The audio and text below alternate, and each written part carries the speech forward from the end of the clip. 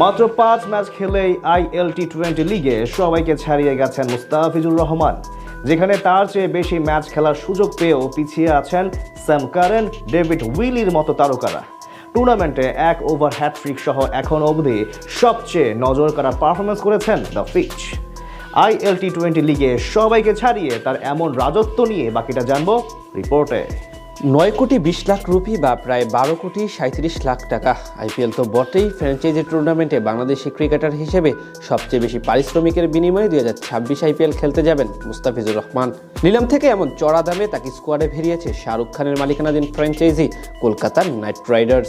এখান থেকে বোঝা যায় বর্তমানে ক্রিকেট দুনিয়ায় কতটা সমীহের চোখে বিবেচনা করা হয় দ্য ফিজের নাম। এর প্রমাণ অবশ্য দিয়ে যাচ্ছেন চলমান ILT20 লিগে। নিজের অভিষেক আসরেই দুর্দান্ত বোলিং করে সবার মন জয় করে নিয়েছেন বাহাতি এই পেসার।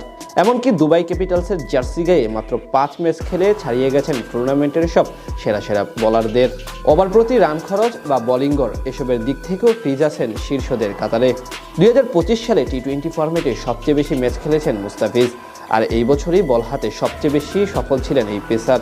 জাতীয় দল হোক আর ফ্র্যাঞ্চাইজি টুর্নামেন্ট, সব জায়গায় বল হাতে ছিলেন সফল, যার সুবাদে প্রথমবারের মতো খেলতে যান ILT20 লিগে, যেখানে নিজের প্রথম ম্যাচে মাঠে নামেন শক্তিশালী গলফ জায়ান্টের বিপক্ষে।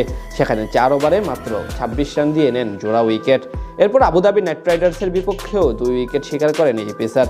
মাঝে 2 ম্যাচে 1টি করে নিলেও সবশেষ বুধবার রাতে MI এমিরেটসের বিপক্ষে নেন 3 উইকেট। এতেই তিনি এখন চলে এসেছেন টুর্নামেন্টের শীর্ষ তালিকার উপরের দিকে। আসলে এখন অবধি 6 ম্যাচে 12 উইকেট নিয়ে সেরা উইকেট সংগ্রাহক তালিকার শীর্ষে আছেন ফিজের সতীর্থ ওয়াকার সালাম খেইল। এরপর 2-এ থাকা তানভীর নিয়েছেন 7 ম্যাচে 11 উইকেট। আর তাদের দুজনের চেয়ে 2 ম্যাচ কম, অর্থাৎ 5 ম্যাচ খেলে 9 উইকেট নিয়ে তৃতীয় সেরা বোলার এখন মুস্তাফিজ, যেই তালিকায় পেছনে ফেলেছেন Rashid Khan, David Willey, Sam কারেনদের মতো নামি দামি সব তারকাদের। এছাড়া কমপক্ষে 18 ওভার বল করেছেন এমন বোলারদের মধ্যে দ্বিতীয় সর্বোত্তম বোলিং গড় ফিজের দখলে। একইভাবে এই পরিসংখ্যানে পেসারদের মধ্যে সবচেয়ে ভালো বোলিং স্ট্রাইক রেট কাটার মাস্টারের। এখান থেকে পরিষ্কার কতটা অসাধারণ বল করছেন মুস্তাফিজ।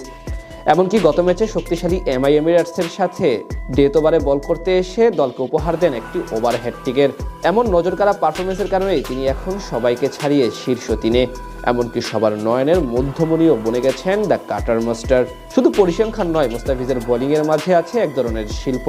তার কাটার, স্লোয়ার, ইয়র্কার সবকিছু প্রতিপক্ষ ব্যাটারদের ঘুম হারাম করার জন্য যথেষ্ট। তার চেয়ে বড় কথা, যে কোনো কন্ডিশনে বল হাতে প্রতিপক্ষের শিবিরে কাঁপন ধরিয়ে দিতে সক্ষম তিনি। আর ফিজের এমন গড়, ইকোনমি রেট ও উইকেট শিকার করার সামর্থ্য এসবই বলে দেয় তিনি শুধু বাংলাদেশ না, বিশ্ব ক্রিকেটের এক অন্যতম রত্ন।